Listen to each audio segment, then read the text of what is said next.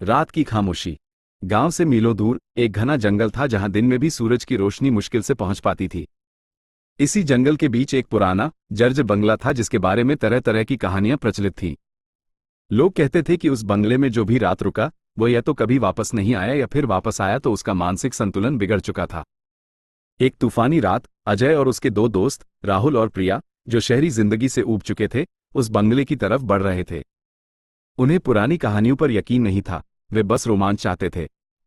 जैसे ही वे बंगले के करीब पहुंचे, हवा में एक अजीब सी ठंडक घुल गई और पेड़ों की सरसराहट किसी फुसफुसाहट में बदल गई। बंगले का मुख्य दरवाजा आधा खुला था और अंदर से एक सड़ी हुई गंध आ रही थी। लगता है यहां कोई नहीं रहता सालों से, राहुल ने दरवाजा खोलते हुए कहा। अंदर का नजारा डरावना था। मकड़ी के जालों से ढकी दीवारें, टूटे हुए फर्नीचर और धूल की मोटी परत हर चीज पर जमी हुई थी।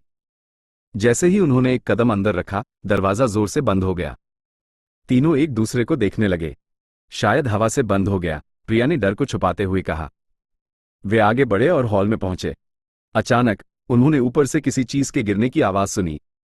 अजय ने टॉर्च ऊपर की, लेकिन कुछ दिखाई नहीं दिया। वे सीढ़ियों से ऊपर जाने लगे। सीढ़ियां चरमरा रही थी जैसे उनके नीचे कोई कमजोर हड्डी हो। ऊपर के कमरे में पहुंचते ही उन्हें एक तेज ठंडी हवा का झोंका महसूस हुआ, जबकि खिड़कियां बंद थीं। प्रिया को लगा जैसे किसी ने उसके कंधे को छुआ हो, लेकिन पीछे मुड़कर देखा तो कोई नहीं था। राहुल ने एक पुराने अलमारी का दरवाजा खोला और उसमें से एक धुंधली तस्वीर नीचे गिरी।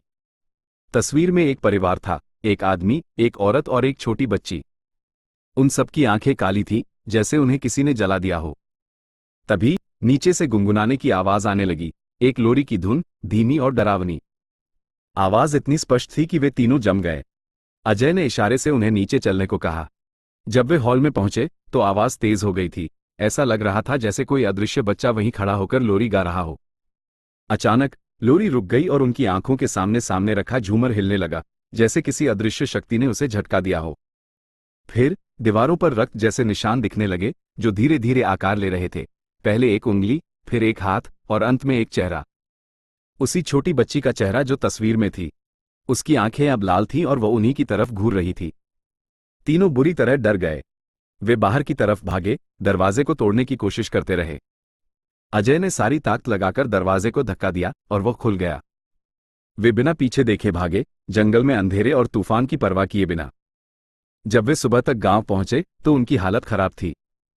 उनके कपड़ों पर मिट्टी और खून के निशान थे और उनकी आंखों में वही खौफ था जो लोगों ने पहले कभी नहीं देखा था। उन्होंने उस रात के बारे में किसी को कुछ नहीं बताया, लेकिन गांव के लोग समझ गए थे कि वे भी रात की खामोशी के शिकार हो चुके थे। और उस दिन के बाद उस बंगले के करीब जाने की हिम्मत किसी ने नहीं की। क्या आप किसी और रहस्यमयी जगह की कहानी सुनना चाहेंगे?